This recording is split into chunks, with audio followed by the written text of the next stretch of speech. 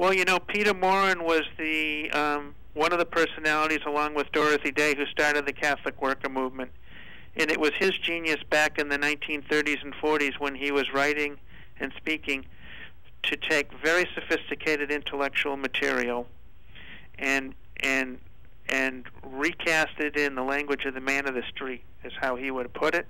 And so anything that he wrote in the 30s and 40s, and he died in the late 1940s after several years of illness, you know, is full of very manageable to a person of almost any educational level, I would say from high school on up, could read Peter Morin's thoughts and ideas, and they're a little bit dated because they're from the middle of the 20th century, but they're full of vision, and you know, so that would be one resource that people could check out.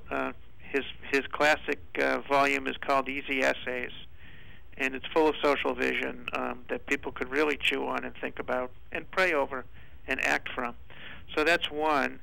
A more contemporary person I learned a great deal from, worked with, and who I found was very, very provocative in challenging our society. And I think what he had to say as well is Philip Berrigan, who passed away a few years ago, a very trenchant anti-war activist, very prophetic Catholic who really understood the connection between war and poverty and racism. And his brother Daniel Berrigan as well, who's written, you know, I think by now 100 books, because Dan Berrigan is a very, very prolific writer. They both offer a very, very strong vision of what it means to be a bona fide believer in Jesus Christ and a bona fide practitioner of Christianity. In a minute, what do you see the future of the church?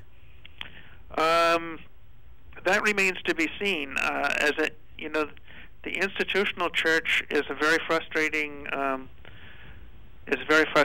thing in a lot of ways.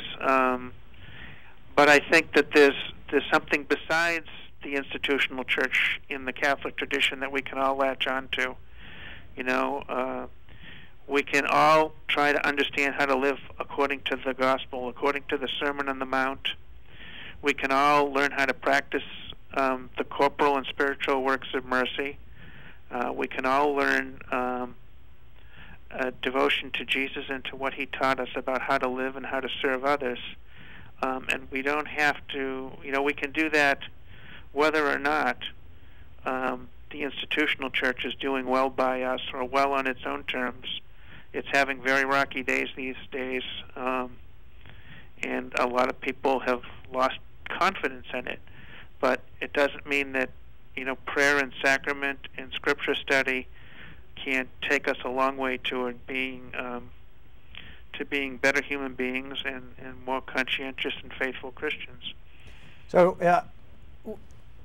in the last like 10 seconds, what do you think about the? Who do you think, if Barack Obama doesn't return, who would you like to see as president? Oh gosh, I'm really not sure. The kind of folks I get excited about are so far from being competitive politically that it's hard to say. You know, there's a couple of political figures that I think are better than most. Dennis I'm sorry, we got to go. All right. I'm sorry we're out of time. Yeah.